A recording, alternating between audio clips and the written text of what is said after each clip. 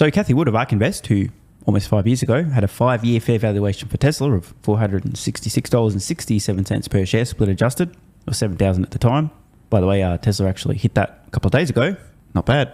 Has some more thoughts on Tesla. Kathy, I can't resist asking about Tesla since we were talking about Elon Musk. I know that your funds have been actively trading this week. ARK Fund sold about 164,000 shares of Tesla this week. I'm guessing this is tactical, but I'm wondering if post-election there's a fundamental change in the story when it comes to Tesla. Well, I think one of the changes, again, back to regulation, is the likelihood that autonomous mobility, so robotaxis, are going to be regulated not on the state level, so 50 different regulators, but on the federal level.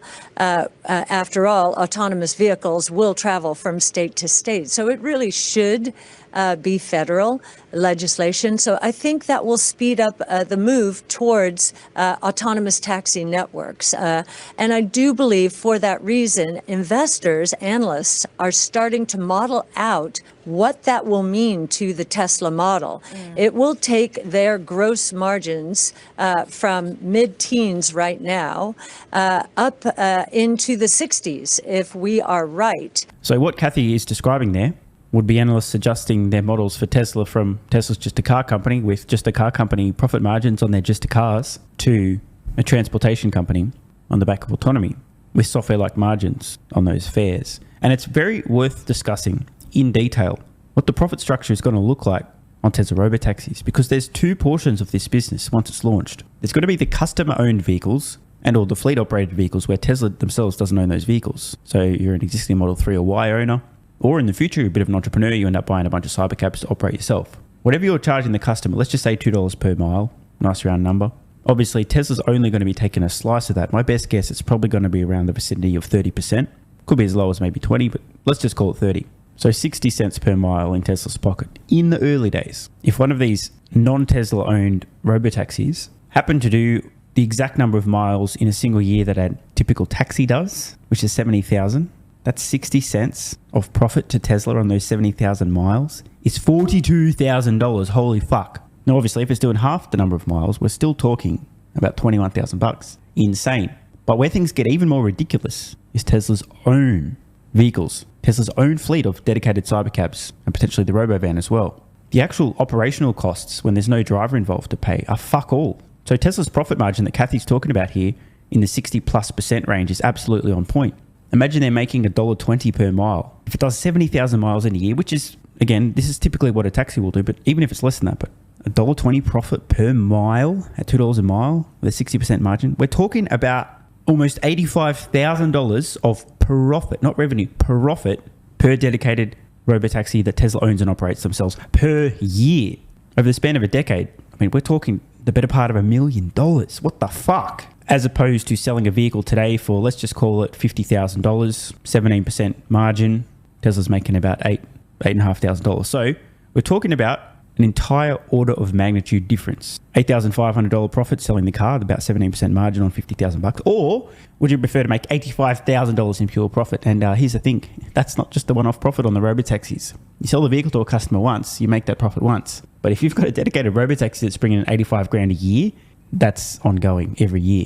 Bonkers. Now, of course, we can make assumptions about the cost per mile and how many miles per year, but the point is Tesla robotaxis, not just the ones that they own themselves, but also those operated by customers and Tesla's taking a cut, as Kathy's mentioning, will completely transform Tesla's business and how investors look at it. Back to Kathy. Because robotaxis and autonomous taxi network is a SaaS model.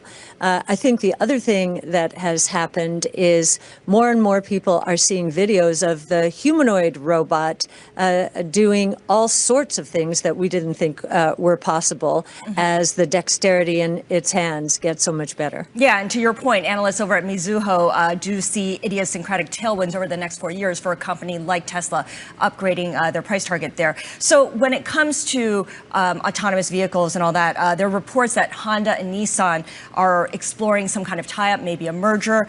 Would a combined company create a worthy competitor to... Is this a real question? I don't want to be too hard on the NK. I'm not sure if she's asking the question because she doesn't know the answer or she's just trying to get Kathy talking. Going, of course not. It's a sign of desperation. They're fucked. This is the first step of bankruptcy. What are you talking about, bro? Combining two Titanics has got to stop them sinking. Are you kidding? So I actually don't know whether or not the anchor genuinely wants to know the answer to the question or she's just trying to get Kathy talking. But holy fuck, dude. As I said a couple of days ago, this is the first step of bankruptcy. We've been calling it for half a decade publicly. Legacy auto companies, there'll be joint ventures, there'll be acquisitions, this kind of stuff, right? They might collaborate on a new platform or vehicle. They might just straight up merge. There might be a huge conglomeration of a bunch of these things into a new entity.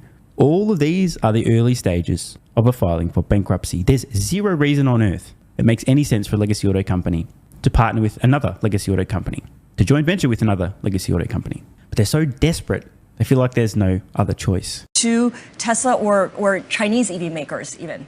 Well, I think that anytime there is a combination of two companies, it takes a while for the integration to take place. So if anything, we would think if there is a competitive dynamic from those two companies associated with autonomous, that it will be delayed. More competition for EVs is coming from China, no question. Now, we have very big tariffs already in place to prevent that here in the United States. And we'll see what happens with the administration. I think that Elon Musk is not worried about competition. If we're talking about Tesla, he's driving the cost curves down dramatically for his own company. I thought it was worth digging this up again. I posted this not far off 5 years ago on X. It's much older than that though. This, allegedly, from a leaked 2011, I'm going to say it again, 2011, nearly a decade and a half ago, Tesla document for investors. Tesla talking about their leadership already in EVs in, wait for it, 2011. Now check this out. They had a quote in this presentation, which was never meant to see the light of day, in which Elon Musk, who Kathy Wood just said is not worried about competition, is quoted as saying, "Second place should need a telescope to see us and can confirm." 13 years later, they are currently booking time one after another on the James Webb Space Telescope in the hopes of getting a glimpse of Tesla. Absolutely nailed it. Now, I want to underscore this. It's not an accident that Tesla's in a dominant position. Look, you think the leader of a company says shit like this, and then a decade and a bit later, the company just magically is so far ahead that second place actually needs a telescope? Do you think it's an accident? You have a strong, clear statement that not just like, we should be a little bit further ahead, that second place should be so far fucking behind us, they need a telescope, and then it happens? Not an accident. My point?